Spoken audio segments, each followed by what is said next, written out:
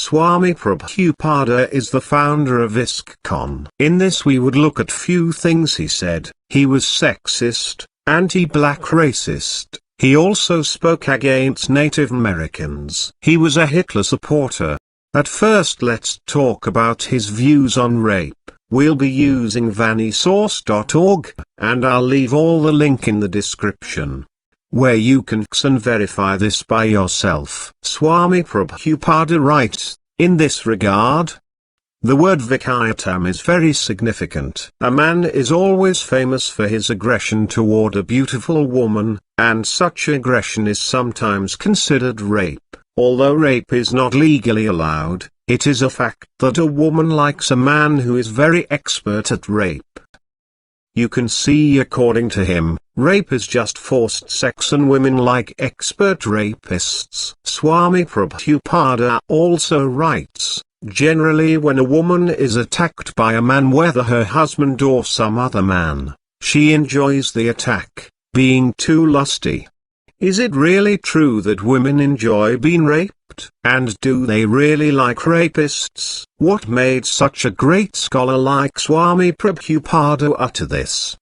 He also said, rape means without consent sex. Otherwise there is no rape. There was a rape case in Calcutta, and the lawyer was very intelligent. He some way or other made the woman admit, yes, I felt happiness.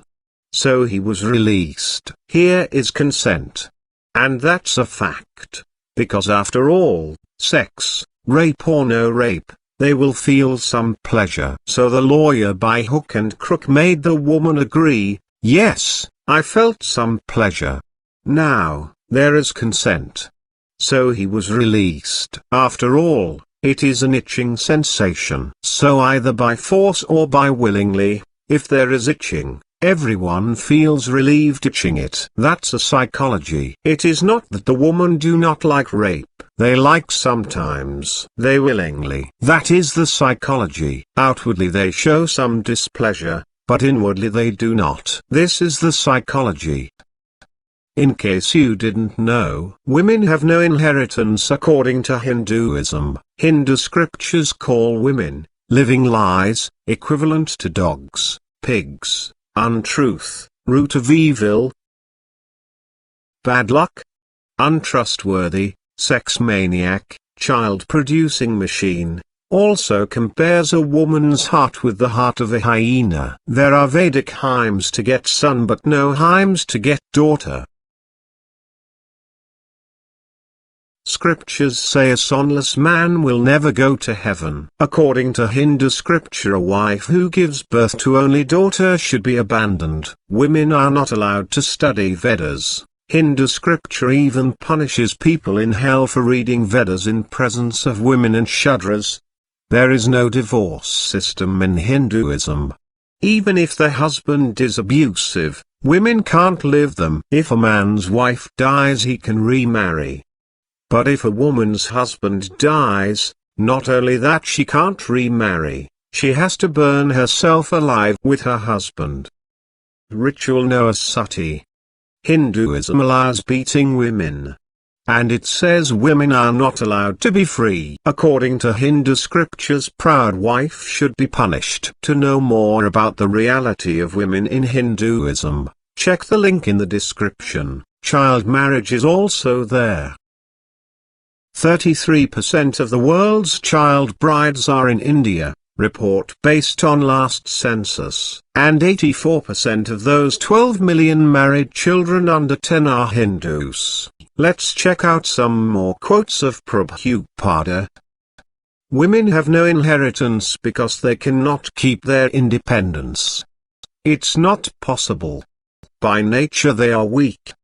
In Western countries, the women are given freedom like man, but this is unnatural. Independence for women means they become like prostitutes. Women cannot do anything independently. To give them independence means to create some trouble. Women are inferior to men, and men are given full charge of the women. Women are supposed to be less intelligent. Women should not be given freedom. Like a child, she is not given freedom.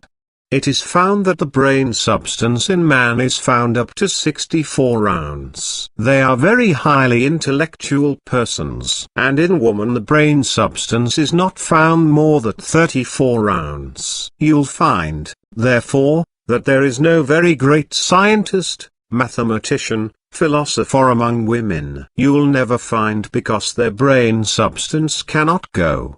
Women as a class are not better than boys, and therefore they have not discriminatory power like that of a man. According to Kanakya Pandita, women are generally not very intelligent and therefore not trustworthy. As children are very prone to be misled, women are similarly very prone to degradation. Now, in the Manu Samhita it is clearly stated that a woman should not be given freedom. That does not mean that women are to be kept as slaves, but they are like children. The demons have now neglected such injunctions, and they think that women should be given as much as a man. A woman's attachment to her husband may elevate her to the body of a man in her next life, but a man's attachment to a woman will degrade him, and in his next life he will get the body of a woman. It is understood that the sexual appetite of a woman is 9 times greater than that of a man. Women in general are very much sexually inclined. Indeed, it is said that a woman's sex desire is 9 times stronger than a man's. The great politician Chanakya Pandita has said, "A beautiful wife is an enemy." Because of her nature, a woman can respond to even a slight offense from her husband, by not only leaving him but even killing him if required. To say nothing of her husband, she can even kill her brother. That is a woman's nature. It is the nature of women to fight verbally at even a slight provocation. As we see from this incident, this has been their nature for a long, long time. A woman should be cared for by her father in her childhood, by her husband in her youth, and by her grown sons in her old age. This is the injunction of Manu, who says that a woman should not be given independence at any stage. Women must be cared for so that they will not be free to manifest their natural tendency for gross selfishness. There have been many cases, even in the present day, in which women have killed their husbands to take advantage of their insurance policies. And now let's look at what he writes and thinks about the black-skinned people. It may be concluded that white or a golden hue is the color of the higher caste, and black is the complexion of the Sudras, or the low caste. The Nazadas, or the dark-skinned people, are not allowed to live in cities and towns because they are sinful by nature. As such, their bodies are very ugly, and their occupations are also sinful.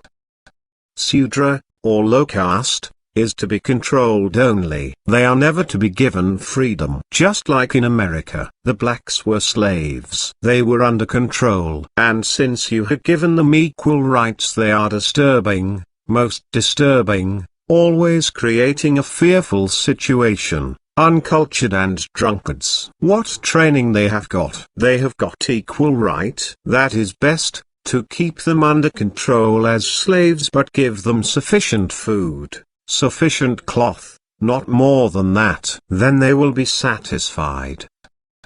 The higher classes of men are white, and the lower classes of men are black. This division of white and black is in terms of one's white and black duties of life. Pious acts lead one to take birth in a good and highly placed family, to become rich, to become learned, and to acquire beautiful, bodily features. Impious acts lead one to become poor by parentage, to be always in want, to become a fool or illiterate, and to acquire ugly bodily features.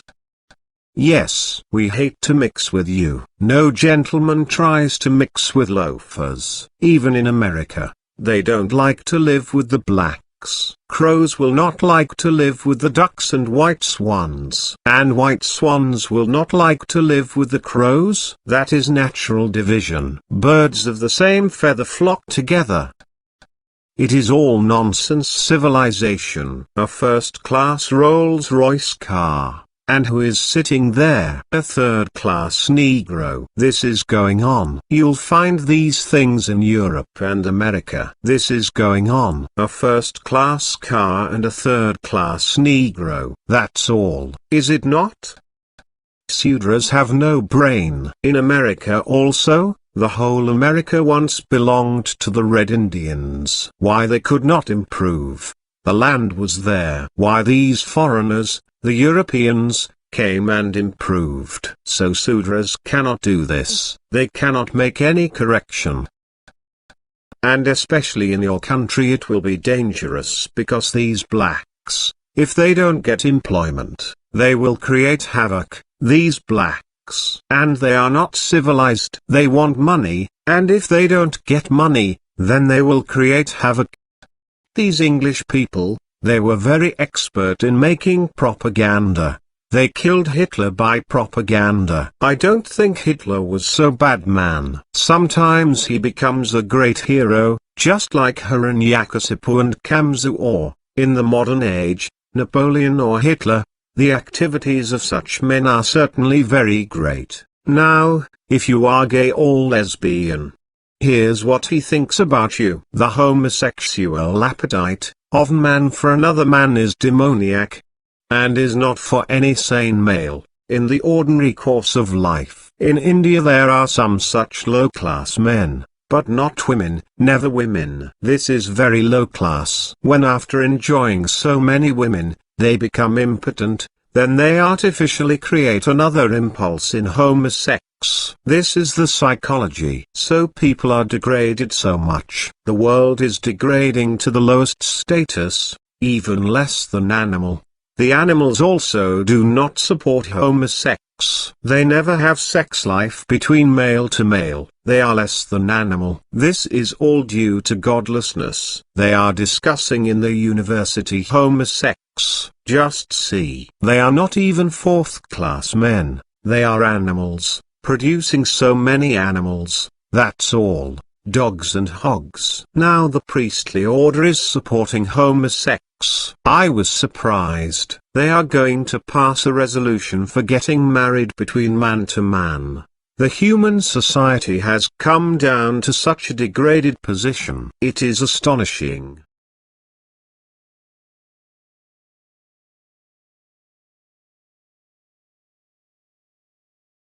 Actually many Hindu gods raped women. Vishnu is said to have raped Tulsi, Vrinda, by assuming the guise of her husband. What can be more disgusting than a god raping a chaste lady? This poor lady named Vrinda, Tulasi, was a devotee of Vishnu. It must have been so disheartening for her, to be raped by the man whom she worshipped so devotedly every day, Indra. Well, if you are thinking that such an act like rape can't be done by a god like Indra, then you are absolutely wrong. Indra was very popular among gods and sages, for ravishing others' wives, and had done this to Ahalya, by assuming the form of her husband, sage Gautama.